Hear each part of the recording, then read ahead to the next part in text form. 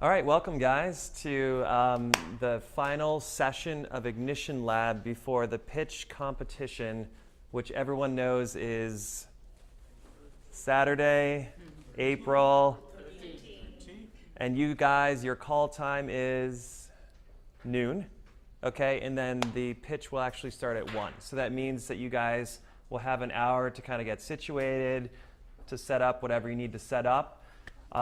We're going to talk about all this, but it's obviously advisable to have like visual aids and stuff like that. And this is your chance, guys, basically for you to get up, get the quirks out. If you feel uncomfortable, like we talked about with the public speaking part, that's super natural. That means you're doing something brave. That means you care about it.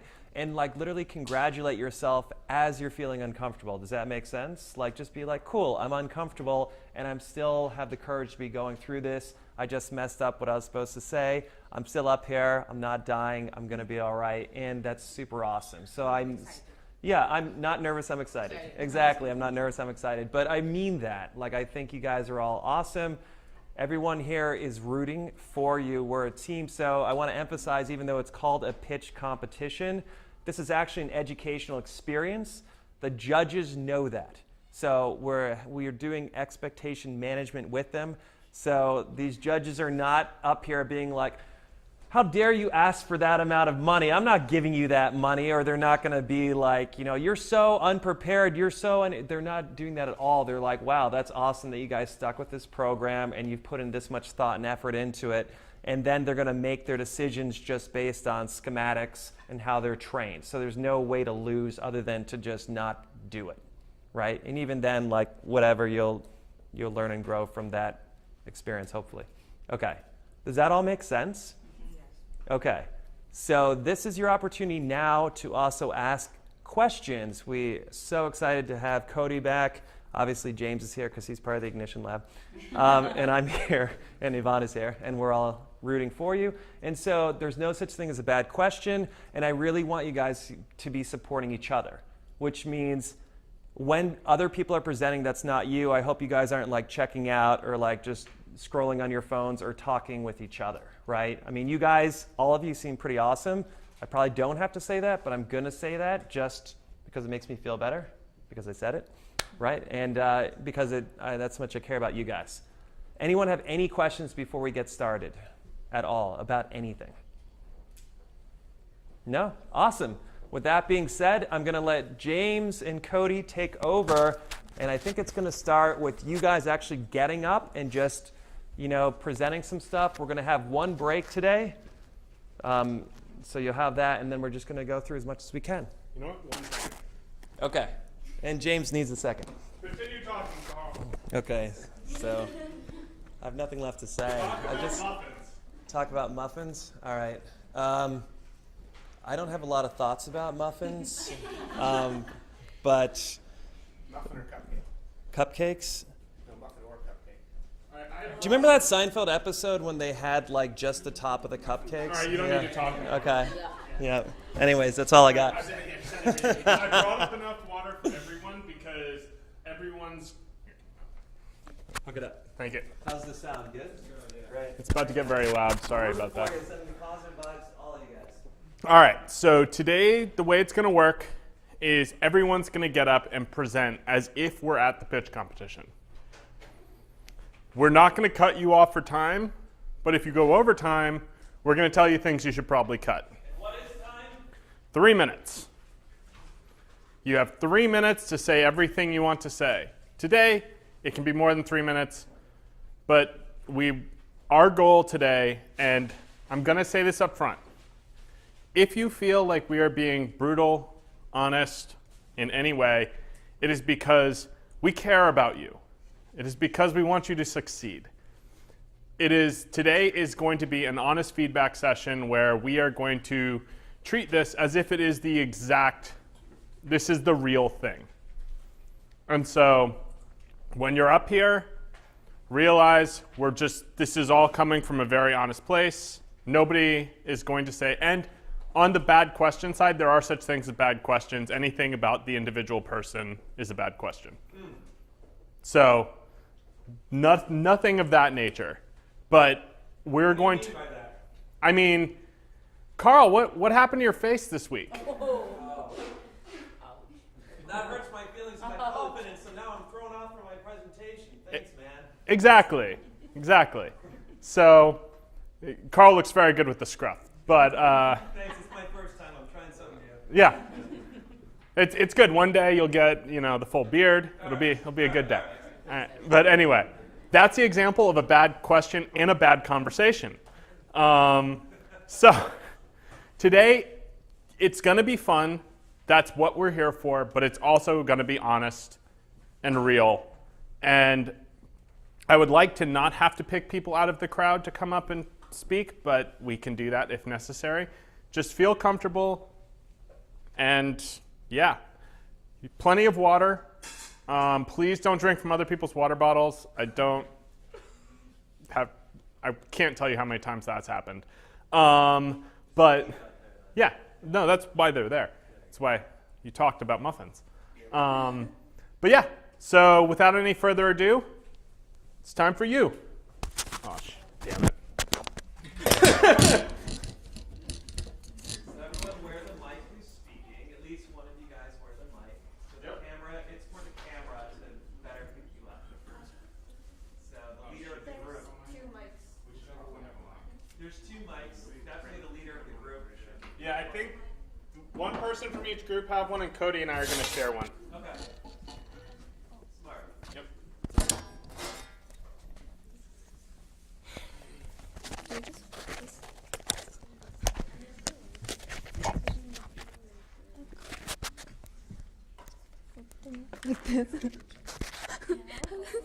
Just hold it.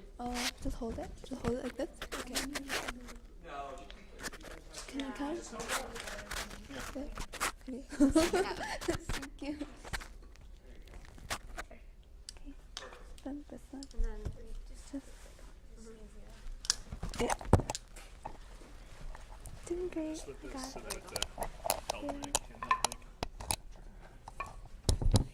So, to start.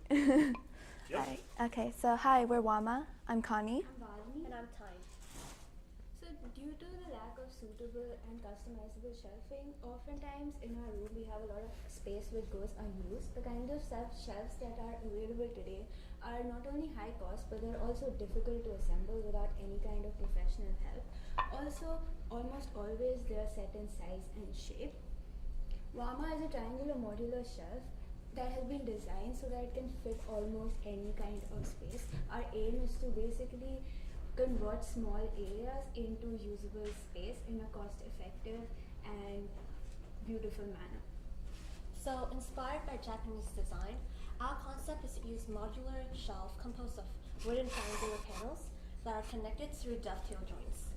Currently, wooden is all we have, but we're also interested in experimenting with different designs and different materials. So, what makes Wama special is not only size variety.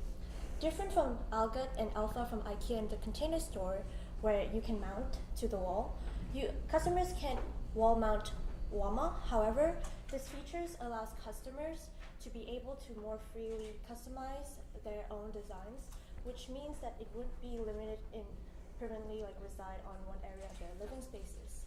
Wama also doesn't use metal, which means that it's more kids friendly, more sturdy, and lightweighted. Now I'll be going over the user profile. So through a series of surveys, we established our demographic and target market is primarily students and office workers that are family-oriented, cost-efficient, and also active and creative. And they often live in urban environments, meaning their space is very limited. Now for market size, we plan on targeting individuals above 17 who are in the middle upper class. And that accounts for approximately 4.3% of the global population, or 15.9 million people worldwide. However, to start with, we plan on targeting only potential customers in the United States.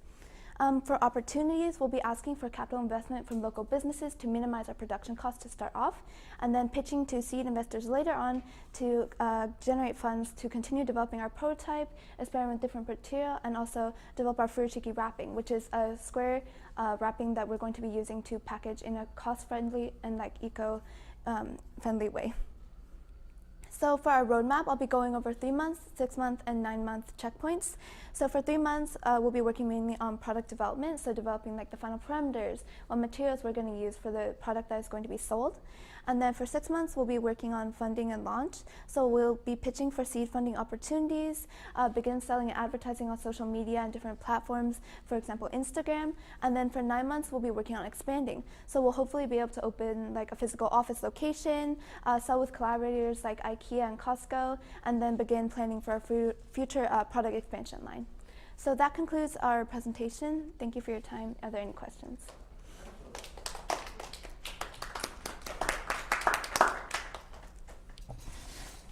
My first question is, how much is it going to cost to get this off the ground? From investors, we're going to ask for approximately $10,000. And then production cost-wise, because we're working with local studios to use their machinery to produce, we'll only have to pay for raw materials. So right now, per piece, like one triangle piece, is approximately 34 cents to produce. So it won't cost very much. Side note, make sure you put those unit economics in your presentation, because that's a great way to say you've thought through all of that, and you're ready to go. And I would also throw in some machine time costs. So if it takes 30 seconds of machine time to get it up and running, you need to cost that out, because eventually you're not going to be able to get access to free machine time. And then if that was what was making your business profitable, all of a sudden you don't have a profitable business at scale. Yeah. So yeah, on that point, I would definitely put in the deck the margin, the gross margin currently, and then your target gross margin as you move through, as you scale. Because obviously, like, what would happen, like, so right now if you're getting free machine time, you know, what happens if IKEA says, yeah, we like it, we want to pick it up? What are you going to do? You know, there's no way you can meet the demand off of, you know, just using other people's equipment. I mean, you need to have a plan in place for how you would scale if you were to, like, or if you got like QVC, like, so say QVC was like, yeah, we love it, we read about you on, you know, we saw you on Instagram, we want to put you on the show. You know, you need a plan in place for how you would scale it, and what the margins would look like, what kind of unit volumes you'd be talking about. One other question I had, so you talked about you had the graphic with the wall mounting, and yours wasn't checked, is that correct? Yeah. So you're saying it's not wall mounted? So technically our product, we're not going to be any metal in it. So it's going to, like, we're still experimenting with different type of materials also. But currently it's not wall mounted, but you can arrange it so that it sticks like layered onto the wall if you want it to. Okay, so how is it secured? If I have a kid in my house and the kid comes and like pulls on it? So our product is more like you want to like utilize the spaces, the empty spaces like between, maybe like, let's say your bed and a nightstand. Like you want to utilize like those small spaces, and what we're doing is probably we're gonna add like a lock or maybe like. Likely there's going to be either pressure between the two surfaces, or like a small adhesive bracket that you can use, because it's pretty lightweight and it doesn't need like too much support. But the way we'll design it is that the pressure from whatever is on top of the shelf will cause it to drive the force into the two sides, which means it can support quite a significant amount of weight. Okay, so I would include something on that, because IKEA had they've had product recalls with their shelving units that are like crushing little children, and right. So that's obviously not a good look. So so I would have some. Maybe it's not in the main presentation, but maybe it's in the appendix or something that you can say, okay, here's the safety ratings that we need to achieve for weight and, you know, et cetera. I'm sure there's regulations out there, so you'd want to look into that. On going kind of further along that route, because that's a great thing, having a physical example here, but I would show both either an exploded or a fully put together render of the product, so that we can see. And because a big part of this is you want investors to picture themselves using the product, and that, while I really love that, it's not a shelf. So like having something where I can see, oh, this is the finished product and it's going to cost this, and we have these opportunities, and they've thought about what happens if Target comes in and orders 600,000 of them. which could happen. Do you guys have questions about how to scale? Because now's a chance you can actually ask these guys if you're wondering about that. Yeah, we did have some questions about scaling. So, like, as you said before, like, how do you transition from making small batches into like larger quantities? Like, we weren't sure like where in the timeline we would be able to just switch over, and like how we'd go about acquiring machinery. So, in my opinion, you wouldn't want to acquire the machinery yourself. You would want to use the most effective way to do it is probably to use a contract manufacturer of some kind. Okay. And what I would recommend you do is talk to Makers Row. I don't know if does anyone else know about Makers Row? They're a great New York-based company, and that's their whole business. Is you go to Makers Row and you say, I want to make this kind of product, and they'll help connect you with manufacturers who can make that, and then you would negotiate minimum order quantities and pricing and things like that. And that would be the other point. Sorry, just in the deck too. There's nothing on pricing. It's like I don't know. I have no idea what you're planning on retailing it for. Just from the deck. So if I'm an investor, I have no idea what this business could potentially be. I need some numbers in there. Okay. Around what the target pricing would be. But yeah, Makers Row would be where I would look. Right. Yeah. Thank you. Also, come up to me after this and remind me to connect you guys with Peter Reganetti, who's a professor here. He's in session 1. yeah, Okay. professor of industrial design here, and he does this for a living, like scaling products. So he'd definitely be willing to talk through it with you. Makers Row is a perfect example of what you can do, and then any questions, he's a great guy to answer them. And that goes for anyone, literally here. Cool.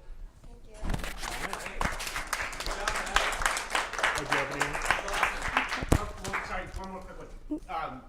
You need something in here about what your go-to-market plan is, because right now you mentioned IKEA, but I mean, frankly, there's no way a company like that's going to pick you up unless you have some sales. Somewhere in here you need to have this slide that says, what's our go-to-market plan, and maybe it's sell on our website first, sell through Etsy, whatever. You just need to identify what the channels are that you're going to sell through. Riley, can you help with this? Remember the first 100 customers that we talked about? Who are they, where they are, and then how you expand past that. Very good. Thank you. Oh, sorry, I just figured out. So you can you help with my premise going? Oh, yeah. The people who volunteered to go first always get the biggest clap.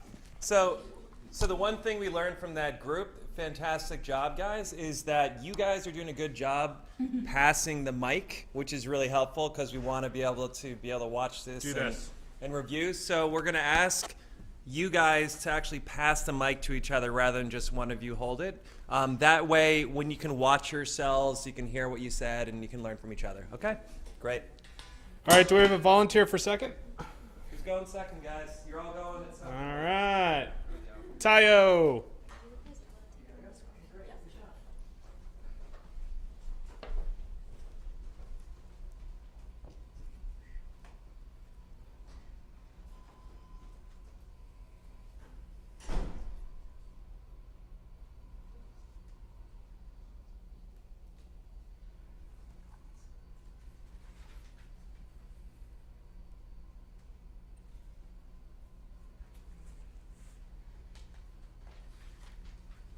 Should I download other people's to save time? Yeah. Look at how thoughtful you guys are.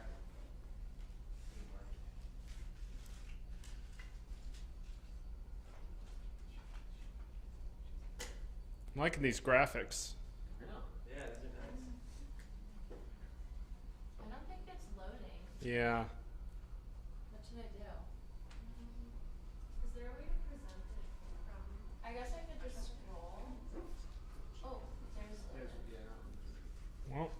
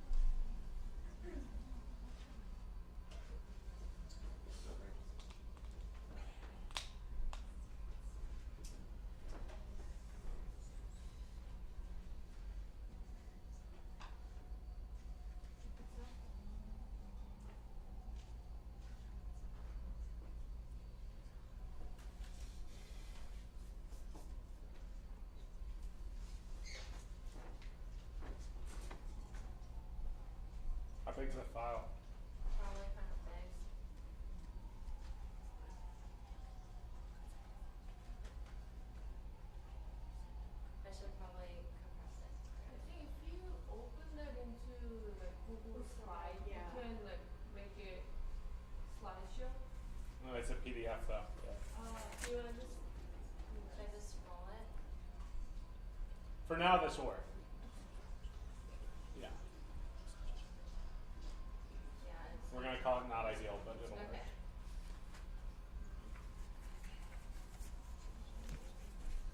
All right. Mic yourself.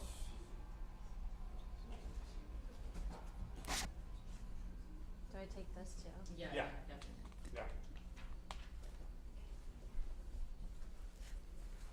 Okay. You just go together so you have one to switch the slides with. Like this. Yeah. Okay, cool. Hi guys, my name is Catherine, founder of Tayo. I first wanted to start by asking you guys. Ooh. Oh, it's working. Can I start over? Yeah. Okay.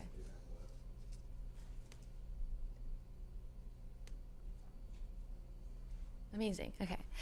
All right. Hi guys, my name is Catherine, founder of Tayo. I wanted to start by asking you guys, how many of you have shopped at Free People, Topshop, H&M, Gap, pretty much everyone, right? Including me. I'm raising my hand too. This is what they use to produce their stuff on the daily, unfortunately. Okay. They have child labor, really horrible working conditions. The chemicals they use are killing fish and plants, and it's just not great. So why are we still shopping fast fashion if it's not sustainable? And I found the top reasons why is it's too expensive. Sustainable fashion is too expensive for a lot of people. You don't really know where to look. Fast fashion is cute and convenient. That's the reason why I shopped it personally, and it's affordable. So what Tayo is solving all of those 3 pain points. So it's an online marketplace selling all sustainable brands all in one place, so you shop with peace of mind, and it's also just as cute and affordable as something like Free People or Anthropologie or any of the other places that you have shopped at.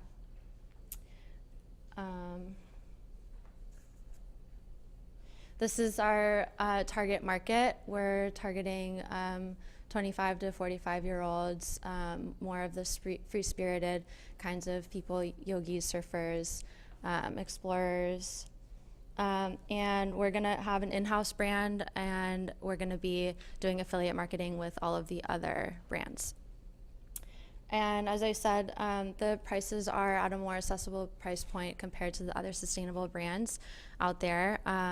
So it's between 100 and 300, which is very similar to what Anthropologie puts out there. This is a preview of what it's going to look like. A lot of really big and inspiring visuals. And everything will have a sustainability aspect on each page, so you really know why it is sustainable. As far as my competitors, sustainable fashion is relatively new, so there's not a ton of competitors. The ones that are out there are not as aesthetically pleasing right now if they're focusing more on sustainability as far as sustainable marketplaces go. I have a team of advisors that are more weathered in the business in various aspects. Some are used to be buyers, some are really expert in sustainability, and some are very successful designers that are mentoring me now. I already have friends and family funding of $100,000, so I'm not actually asking for money right now. We went over the numbers, and with the affiliate model and an in-house brand, we would be profitable after 18 months, and these are very conservative revenue projections. So as far as a roadmap goes, I am asking for a strategic partnership, a CFO or a COO, as I feel that would be very complementary to my skill set, and it would be a very healthy addition to Tayo. That's it.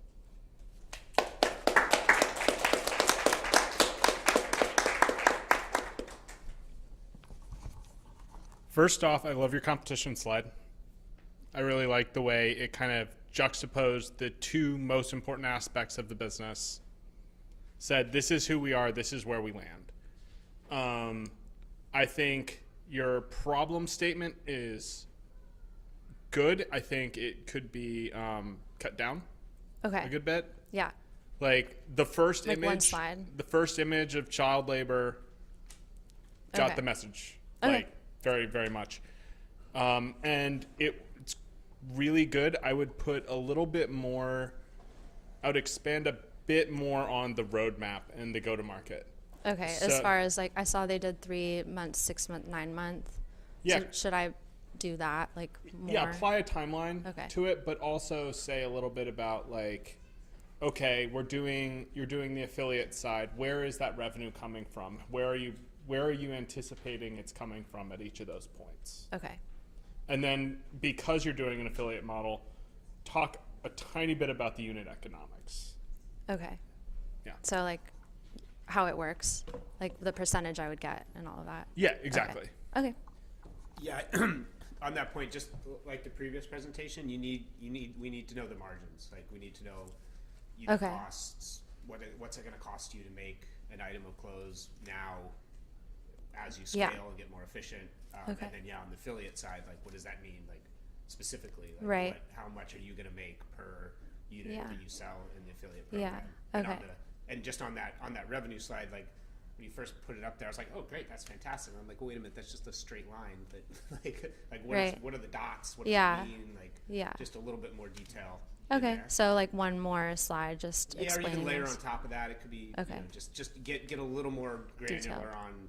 on the economics of the model. Okay. The other thing on the beginning part, I agree with James that you could tighten up your sort of like the problem statement. I think you could. I'm assuming that you could probably find third-party data to support it.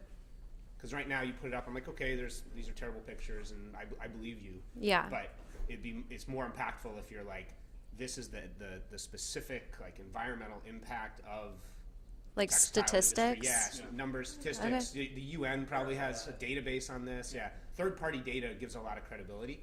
Okay. And then they can do the work for you. You don't have to. Yeah. You don't have to do the work. You just like do some research, find some good numbers that you And feel just tell the story. stick it on there. And then on the, you talked about the other products, and you talked about, I would compare them directly. Like, put pictures up. This is my product. It costs this much. Look, it's cute. It's sustainable. Check all these boxes. Here's something from H&M Right. that costs the same, and here's all the reasons it's bad. Like, really, like, Right. hammer it home. Like, what the Okay. difference is between them. And I liked your advisor page. I think that's a good thing to include for sure. Thank you. Yeah, the advisor page definitely lends a lot to it. The other thing is on the ask, I'd expand a little bit more into what that means. So Okay. like, what would you expect or hope this person would do for you, and what is the value they're adding?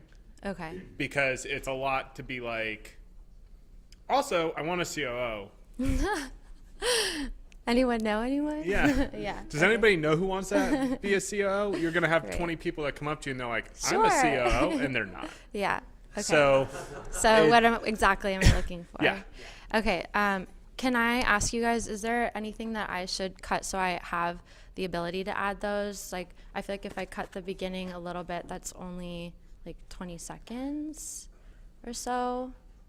So I don't know. Like, so if you tighten up your problem statement, which is a very impactful point, if you can get that down to like 25, 30 seconds by itself, you can go through a lot of material in 30 seconds. okay.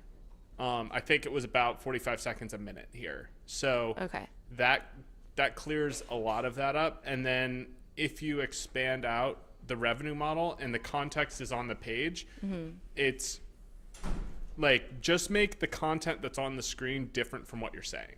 Okay. So it's communicating multiple things. Yeah. Okay. So it's That's like, a good point. if you're telling the story up there, but you're providing the context as you talk. Right. Then it's a time saver. Yeah. Okay. Got it. Yeah. Awesome. Thank you. Thank you very much.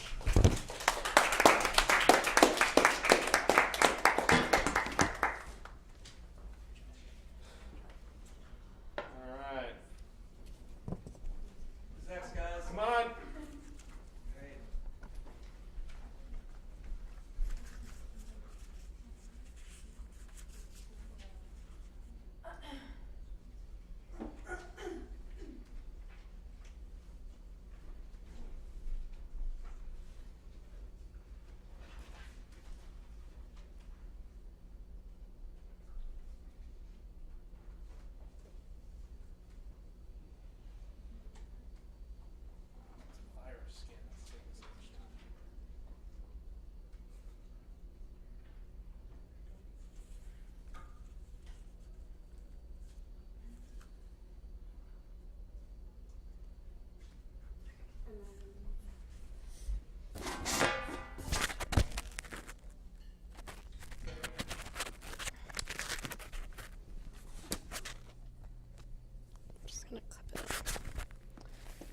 Can I record this so I get feedback?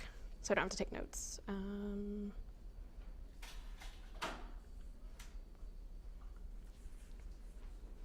Hi. Okay, so my name's Linda, and we're starting Bundle, which is a company that provides primary care when you need it and where you need it. So we all hate going to the doctor. Not only is it counterintuitive to have to go somewhere while you're sick, you also have to sit in a waiting room full of other sick people. We also hate going to the doctor because healthcare is time-consuming, hard to understand, and very difficult to navigate. So our target persona is the millennial workforce who has not yet found an easy way to engage with the healthcare system. So our user persona, Danielle, is based off of our user interviews. She has been working for a few years, has not found an easy way to engage with the healthcare system, and is now ready to get more involved in her health because number one, she has the money, and number two, she feels her body changing. And so we're providing a service where users can get on-demand primary care at home or work so that they can save time by not having to go into the doctor's office, so that they can get personal care anytime, anywhere through our app, and so that they can get help navigating the complexities of the healthcare system. So our product looks like this. You're able to book a home visit and get a medical assistant that comes to you wherever you are. You are also able to book a virtual visit with your personal care team. So the idea is every time you call, you get the same suite of people. And the way they're able to personalize the care is that all of your health data and information is kept in one place so that you are able to access it and they're able to access it. So you no longer have to wait 3 weeks to get results from your doctor. You can get it immediately. So our primary competitors, we have primary and secondary. Our primary competitors are younger startups who are providing home visits as well as telehealth. Telehealth is a word for video doctor visits, as well as secondary competitors, which are physical locations like CityMD or newer primary care companies, as well as insurance companies that also provide care. So this first competitor is Heal. They're providing pediatric and primary care at home and on demand. And then there's Doctor on Demand that provides only virtual calls. So where you can see them on the spectrum, one's primarily home visits, one's primarily virtual doctor's visits. And then you can see all the rest of our primary competitors are just within the virtual space. And so we want to be somewhere in between because we realize that people value the human-to-human connection, but we also want to be about continuous care. There are all these other companies that are just about single visits, but we want to provide a continuous experience. And so in terms of the market, how much of the market we can capture, right now there are 1.2 million urgent care visits in New York City alone. And so 30% of these visits are made by millennials. So if we capture just 0.008%, which is a conservative number, we could potentially convert 10,000 of these visits into 10,000 members. And so if we charged each of our members $50 a month, this could equate to $4.8 million in revenue, and this is net revenue. And this was done off of the calculation of, since we're primarily a service industry, or a service company, we were looking at how much each of our care providers would cost. So if we were to do staff for 100 customers per year, we would need one medical assistant, one physician, and then ideally some software developers and UX designers. So this would mean our costs are at $45,000 a year, but for us to break even, we would have to charge our customers $379 a month, which is very, very expensive. So we've realized that we have to scale very quickly in order to make the cost for the customer go down, because one medical assistant can serve a wide number of people, but if we only have 100 visitors or 100 members, then it's kind of a waste of their time. And so our team right now consists of me, as well as a physician at Mayo Clinic who has come on as an advisor and is willing to go full time once this starts to get legs. And the last thing we're looking for is someone to lead the tech. And I have family and friends that I can reach out to for that, but that's definitely a next step. And so our milestones are first, of course, to develop the platform. Number 2, hire staff and create partnerships like with labs. And number 3, get our first 100 customers and reiterate the app and the platform. And then, of course, grow and then hire more. And so we're looking for $1 million in funding to develop our product, hire new staff, and start getting customers. So this is the breakdown of what that is. And that's it.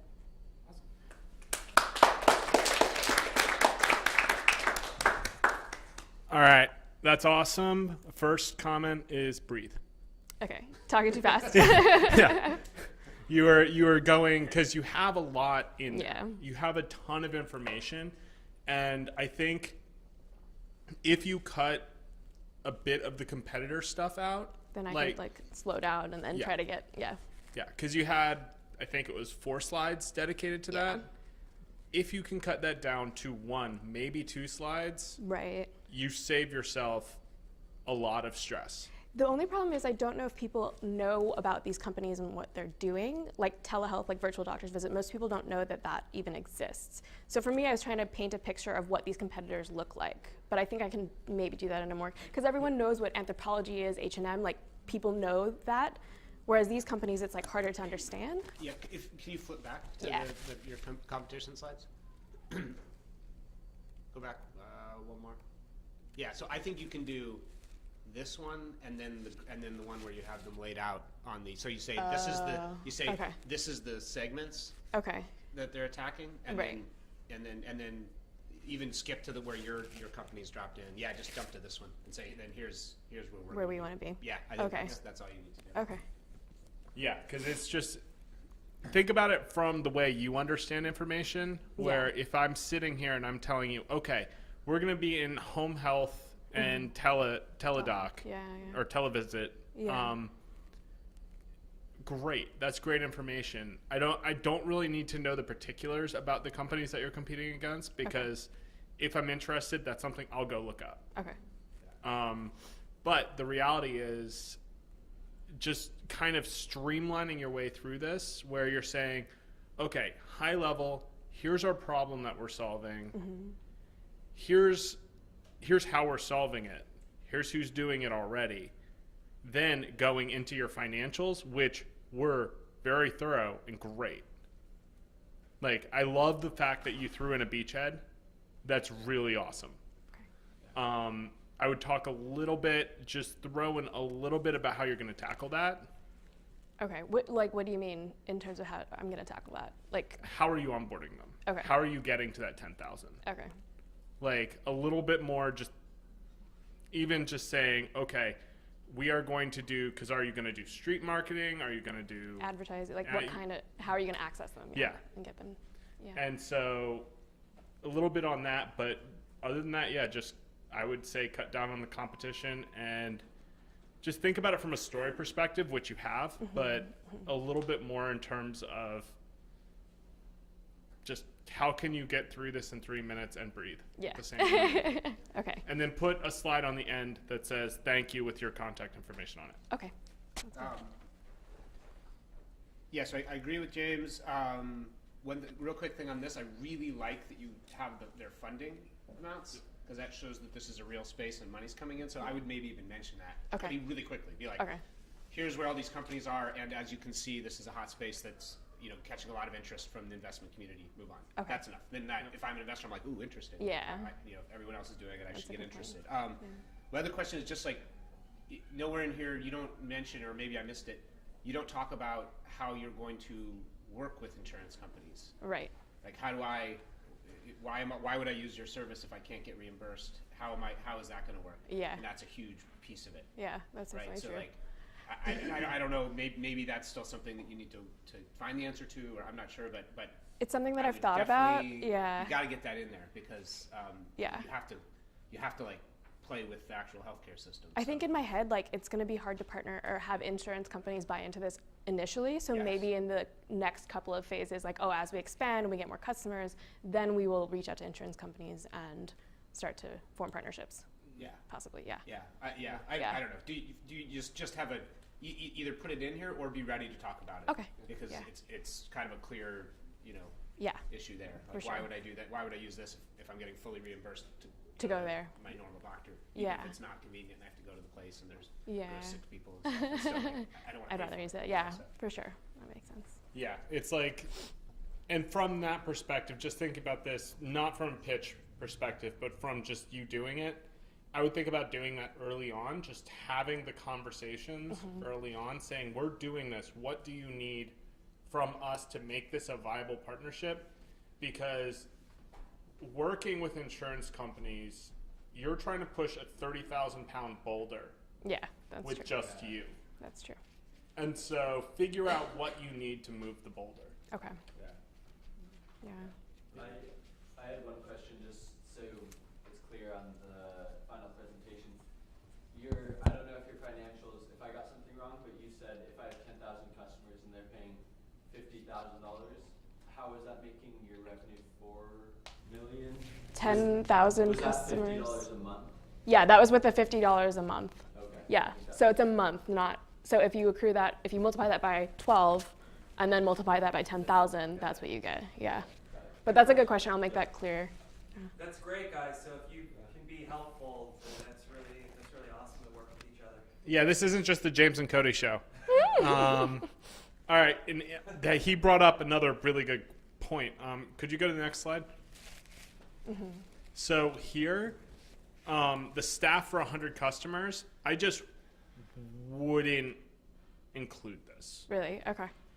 Because what I would include is the economies of scale you experience, but go beyond this. So what does it look like once you get past 10,000 customers? What does it look like once you expand past your beachhead?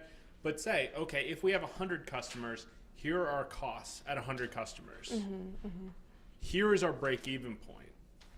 And here's what happens when we get past that. So it's not necessarily, it's not 2 points, because these 2 points, they tell a story, but the better story is, how does this evolve Through time. through time? So more like a graph that just simplifies all this, doesn't necessarily give you the breakdown, but just gives you the overall. Yeah. Yeah. Okay. To that same point, because right here, like, you're not actually going to charge your customers No. $379 a month. Yeah, we'd just So be that's bleeding not money even then. a real number. Right, that's really true. what you're saying with this is, when do we get profitable? Yeah. At what point does our scale get to a point where we actually become profitable? True, yeah, Right? that's a good point. That you just wouldn't do that. You already said you wanted to do 50 a month, so Yeah. the 11 and the 379 are not. Just don't make they're not real sense. numbers. Okay, Yeah. Yeah. But you can say the exact same information. Just in a different way. Just tweak the way you present it. yeah, Yeah.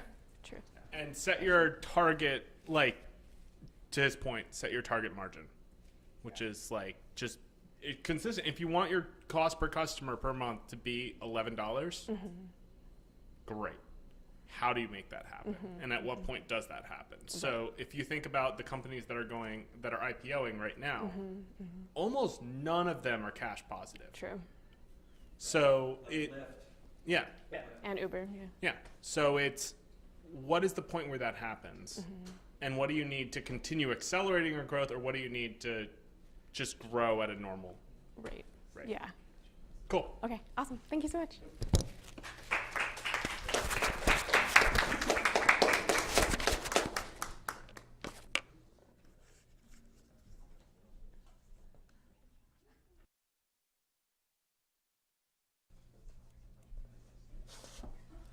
All right, we're going to do 2 more presentations, and then we're going to take a break. Where do I? Here. You want to take over the tech? Yeah. First person ever to go over that. I'm actually not sure where any of this stuff is. Here we go. James has so many emotions.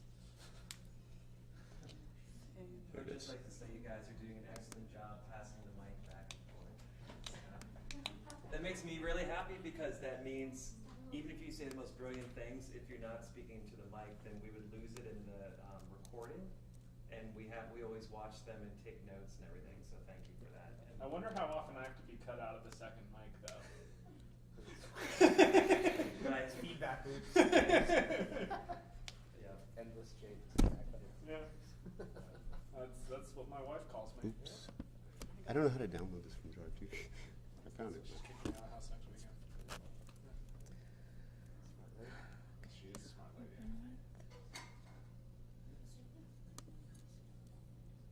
kind of did it right, but I just download it.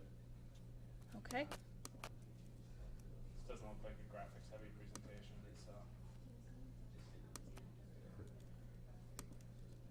well, I compressed it. I looked at it at different sizes, and the most compressed one looked identical to the highest quality one. It was 4 times as big. Yeah. So It usually does, yeah. like we have 14 megs, and then we save it at the lowest one. It's 2 megs. Got it. Yeah, someone sent me a 158 megabyte presentation the other day. I didn't open it. Like, there are too many steps to opening this presentation. Carry the box with it. Okay. All right. Welcome to Wandering Aid. It was built with 2 wanderers, myself, Eleanor, and my partner, Sunder. We've traveled around the world working on aid projects, and we've collaborated together after finding systemic dependency to find a way towards independent aid with dignity. We're starting by working closer to home, where there's 8.5 million people here in New York City. Out of that, there's over 65,000 homeless people and 23,000 homeless children, with 56% of all New York families having one kind of material disadvantage. There are over 61,000 private organizations with billions of dollars in grants coming annually just from New York City. So our question is, are organizations effectively helping people in need? So we decided that we needed to create a path to independence for people. And we're starting with visiting and rating them based on these 6 qualities, and then giving those organizations an opportunity to improve. So that when somebody needs help, they have one place that they can trust and they know they can go and get reliable, quality help. And then they can give feedback to us, which goes right back into the cycle and improves people's ability to gain independence. With that, we created Our New York Needs. Available both printed and online. You can view our resources in a map view, on a calendar, and in a list. Our model has 4 components: sponsorships, donors, partners, and governments. Too many organizations focus on donors and volunteers. Wandering Aid offers people in need a unique quality, which is that our primary goal is getting people in need aid for all who need it. So our team begins with us, the co-founders, both professional artists and researchers. And we are building our board. We have somebody helping with legal, a community advocate, and somebody for finance. The interesting thing about this group of people is that all of us have been in need of some sort at some point, and all of us have volunteered to organizations to help other people in need. So we can look at both sides of the story. Basically, Our New York Needs relies on quantity and quality of data, as well as reputation and visibility. These things are very important. So what we're looking for is some seed money to get our first printed product out, distributed, and available to people, so that we can start building that reputation, so that when we go and look for these sponsors and partners, they already know who we are. Now, where will we wander? My New York Needs platform was built from the ground to be able to expand to any urban area. That means that our New York needs becomes our Port-au-Prince needs, our London needs, our Hong Kong needs. So we can move with partnerships to our unmet needs wherever we wander. So wander with us, and will you help us care for our fellow New Yorkers? Work with us to begin our journey to creating better and more accessible aid for all who need it. And you can visit our website, which is already up here and looks like this right now.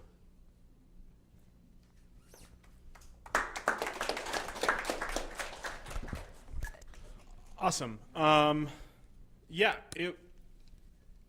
Good presentation. If you could, when you're going back and getting ready for the final, there are a lot of words on the presentation. Yeah. I would recommend pulling most of them and being more graphic oriented, just on a basis of that makes it easier for us, because we have 3 minutes to digest everything. And if I'm reading, I'm not listening to you.